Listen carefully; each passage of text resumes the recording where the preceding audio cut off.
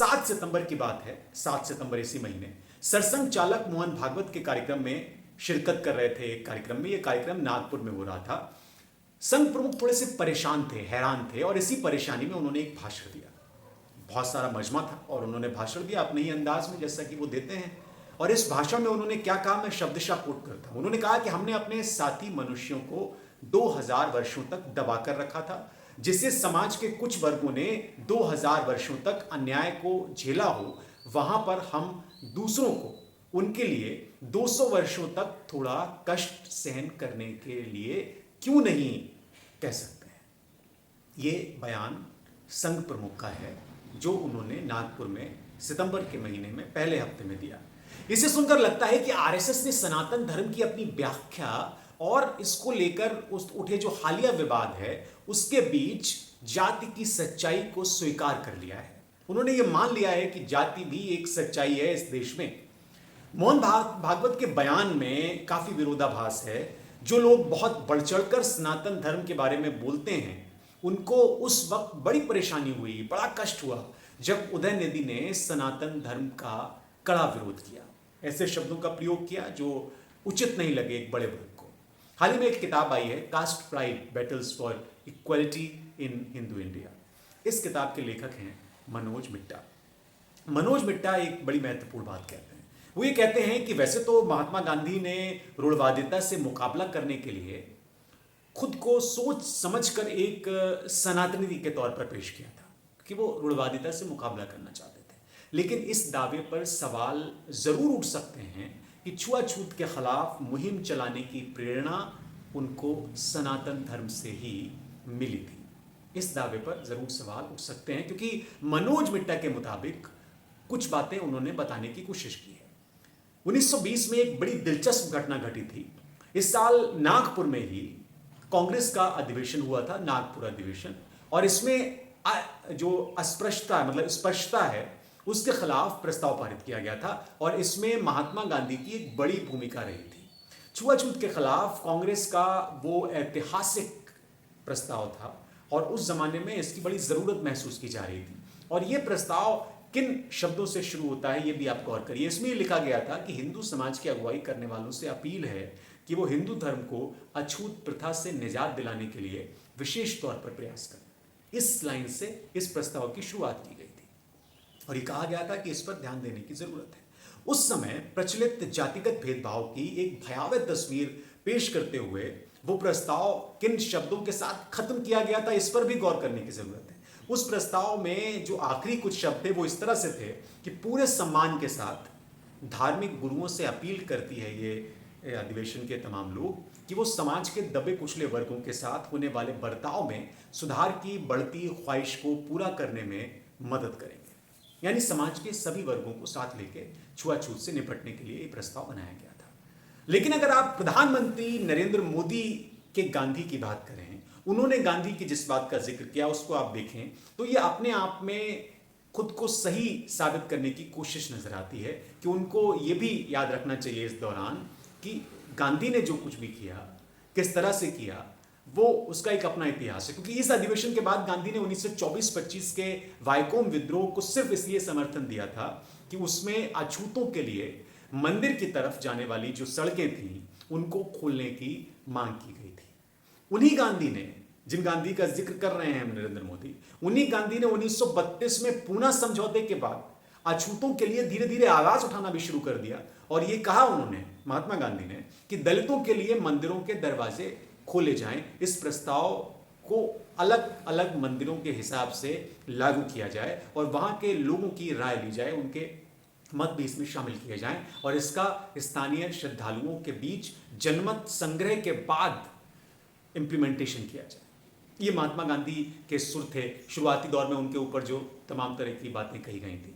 जब गांधी ने दलितों को मंदिर में प्रवेश का अधिकार देने की बात कही और कहा कि इसके अधिकार देने के विधायी सुधार का वो समर्थन करते हैं, तो उनकी मदन मोहन मालवीय से बड़ी तीखी तकरार हुई थी। एक वाकया है उस वक्त का, बड़ा दिलचस्प वाकया है, और इस वाकये का जिक्र अक्सर इस संदर्भ में किया जाता है कि मदन मोहन मालवीय मंदिर में दलितों के प्रवेश के मामले में किसी भी तरह की सरकारी दखलंदाजी के खिलाफ थे। वो ये कहते थे कि इसमें सरकार का कोई दखल नहीं होना चाहिए। वैसे तो गांधी के समर्थन वाले विधेयक में आखिरी फैसला तब भी सवर्ण हिंदुओं के हाथ में ही रखा गया था और ये कहा गया था कि सवर्ण हिंदू ही इसमें आखिरी फैसला लेंगे। लेकिन मदन मोहन मालवीय ने इसके बाद 23 जनवरी 1933 को वाराणसी में एक कार्यक्रम किया और इस कार्यक्रम का नाम था सनातन धर्म महासभा। इसको उन्होंने बुलाया और इस विधेयक के खिलाफ उन्होंने विरोध प्रदर्शन किया था बनारस में, जिस विधेयक में दलितों के मंदिर में प्रवेश की बात की गई थी। तो अगर प्रधानमंत्री नरेंद्र मोदी सनातन की बात करते हैं, सनातन के मामले को महात्मा गांधी से जोड़कर अपने विचार पूरे देश पर थोप रहे हैं, तो उनको ये इतिहास भी समझने की जरूरत है और उन्हें इस सच से मुंह नहीं फेरना चाहिए। और ये सिर्फ मैं नहीं बता रहा हूं, ये कई किताबों में कई जगह पर आपको मिल जाएगा। और उन्हें वरिष्ठ भाषा वैज्ञानिक और मानव शास्त्री डॉक्टर गणेश नारायण दास देवी की भी बात सुननी चाहिए। सिर्फ महात्मा गांधी के मामला नहीं है, उनकी भी बात सुननी चाहिए, जिनका कहना था कि 18वीं सदी की शुरुआत में बंगाल क्षेत्र में एक बहस की शुरुआत हुई थी और इस बहस के दो पक्ष थे। एक तरफ तो नूतन वर्ग था और दूसरी तरफ सनातन समर्थक थे। नूतन वर्ग की तमाम मांगों में अंग्रेजी में पढ़ाई कराने का एक मांग थी, सती प्रथा और बाल विवाह की प्रथाएं खत्म करने की मांग थी। ये नूतन वर्ग की मांगें थी।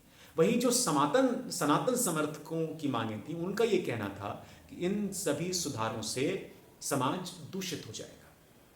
बंगाल में ये बहस करीब 3 दशक तक चलती रही, यानी 30 साल से भी ज्यादा वक्त तक। और इसके बाद बंगाल में पुनर्जागरण के युग की शुरुआत हुई।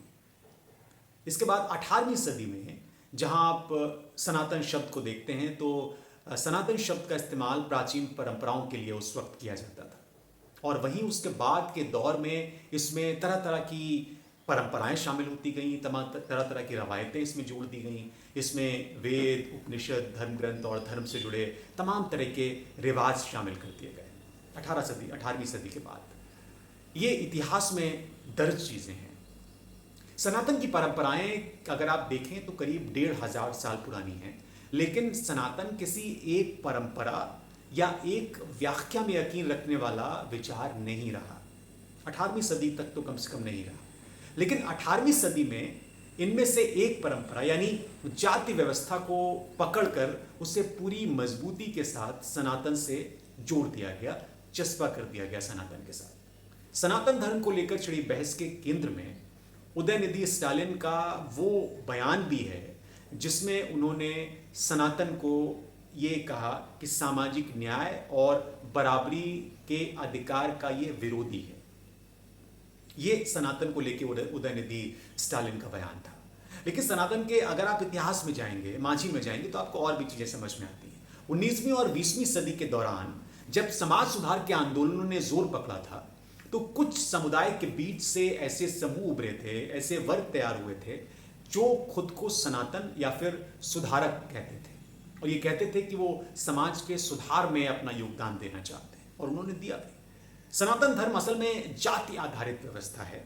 ये कोई धर्म या आस्था नहीं है जिसका अस्तित्व जाति व्यवस्था के बगैर भी बना रहे। यानी अगर जाति व्यवस्था खत्म होगी तो सनातन खत्म होगा। ऐसा भी नहीं है कि सनातन धर्म का जाति व्यवस्था से कोई संबंध ही नहीं है, ये कहा जाता है, लेकिन ऐसा है नहीं। और ये बात मैं नहीं कह रहा हूं, मेरा दावा नहीं है।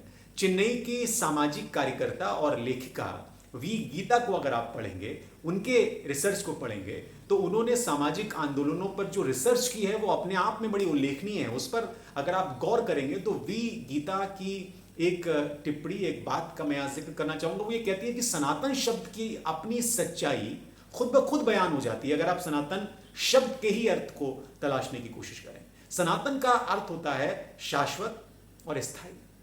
19वीं सदी में सनातन की परिकल्पना को उस वक्त नई ताकत मिली जब उस वक्त पुरानी हिंदू परंपराओं में लोगों की दिलचस्पी काफी जग गई थी। लोग जानना चाह रहे थे कि पुरानी हिंदू परंपराएं कैसी थी। पूरे देश में सनातन धर्म सभाओं की उस वक्त स्थापना की गई थी 19वीं सदी में, और ये सारे संगठन पुराने और रूढ़िवादी नजरिए के समर्थक हुआ करते थे। और उस वक्त जाति आधारित असमानता को वाजिब ठहराकर ये कहा जाता था कि असमानता ठीक है। किसी न किसी रूप में जाति व्यवस्था का समर्थन ये संगठन किया करते थे। और ये सनातन सभ्यताएं हिंदू धर्म की एक ही इमेज पेश करती थी, एक ही छवि दिखाती थी, जिसका अर्थ यह होता था कि वो खुद को दूसरे धर्मों के बरक्स खड़ा करते थे। खासतौर पर उत्तर भारत की अगर हम बात करें तो उत्तर भारत में इस्लाम के बरक्स ही लोग खड़े होते थे, लेकिन दक्षिण भारत में यानी साउथ इंडिया में जहां से सनातन का विवाद शुरू हुआ, उस जगह पर सनातन शब्द कुछ बौद्धिक ब्राह्मणों के बीच ही लोकप्रिय हो पाया था। तो ये दक्षिण भारत और उत्तर भारत में सनातन की एक थ्योरी हुआ करती थी। एक थ्योरी ये भी है कि वैदिक युग में सनातन धर्म में वर्ण आश्रम व्यवस्था स्थापित की गई थी और ये वर्ण व्यवस्था आज की जाति व्यवस्था से अलग हुआ करती थी। जाति व्यवस्था तो बाद में मध्यकाल में विकसित हुई, ये बहुत पुरातन नहीं है, लेकिन वर्ण व्यवस्था ये लंबे समय तक रही। डॉक्टर देवी का जिक्र, जिनका जिक्र मैंने शुरू में किया, उनके रिसर्च का, उनका जिक्र अगर आप करते हैं तो वो ये भी कहते हैं कि जाति और वर्ण की परिकल्पनाएं बिल्कुल अलग अलग हैं। सनातन युग में लिखे गए प्राचीन ग्रंथों में वर्ण को स्वीकार किया गया था। वर्ण का मतलब वर्ग है, किसी एक वर्ग की बात, जाति नहीं है वर्ण का मतलब। वर्णाश्रम व्यवस्था एक छद्म आध्यात्मिक आधार पर सामाजिक वर्गीकरण की कोशिश भरती है उस जमाने में, जो पुनरावतार की परिकल्पना पर आधारित थी। वर्ण व्यवस्था की मैं बात कर रहा हूं। हालांकि जो जाति व्यवस्था है वो पेशे पर आधारित हुआ करती थी और इसका कोई आध्यात्मिक आधार नहीं माना जाता था उस दौर पर। इसे कोई दैवीय या फिर कोई वैदिक या उपनिषद से मान्यता नहीं मिली हुई थी। ये डॉक्टर देवी का रिसर्च है, मैं इसमें अपने पास से कोई एड ऑन नहीं कर रहा। जैसे जैसे जाति व्यवस्था विकसित हुई, जैसे जैसे इसका उभार हुआ, ये तैयार हुई, इसमें जड़ता आती गई, इसमें लिक्विडिटी कम हो गई और इससे समाज में बहुत ज़्यादा असमानताएं फैल गई।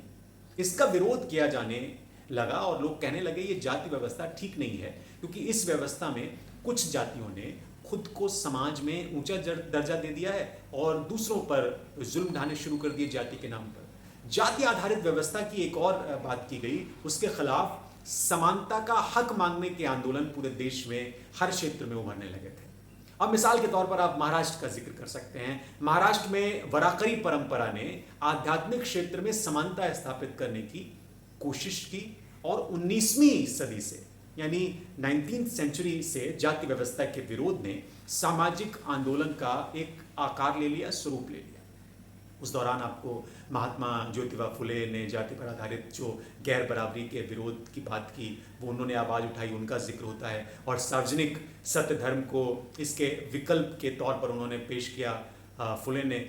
इसके अलावा आप डॉक्टर भीमराव अंबेडकर का जिक्र कर सकते हैं। डॉक्टर भीमराव अंबेडकर ने जातिगत भेदभाव के खिलाफ एक निर्णायक लड़ाई लड़ी है, आज भी उनकी इस लड़ाई का जिक्र होता है। लेकिन हाल के दिनों में सनातन को लेकर जो विवाद खड़ा हुआ है, जो विरोध हो रहा है, उसके सियासी हलकों में संघ और भाजपा के रुख से साफ समझ में आता है। आप ध्यान से इसको अगर देखेंगे तो आपको समझ में आएगा कि वो इस विवाद को हवा क्यों दे रहे हैं और वो कहां चोट करना चाह रहे हैं। सनातन धर्म को लेकर छिड़ी ये बहस निश्चित रूप से जो अभी चुनाव होने हैं, चाहे वो विधानसभा के हों, लोकसभा के हों, उन चुनावों को ध्यान में रखकर इसको हवा दी जा रही है और बीजेपी और विपक्षी दलों के बीच सियासी तकरार का ये मुद्दा भी और बनेगी।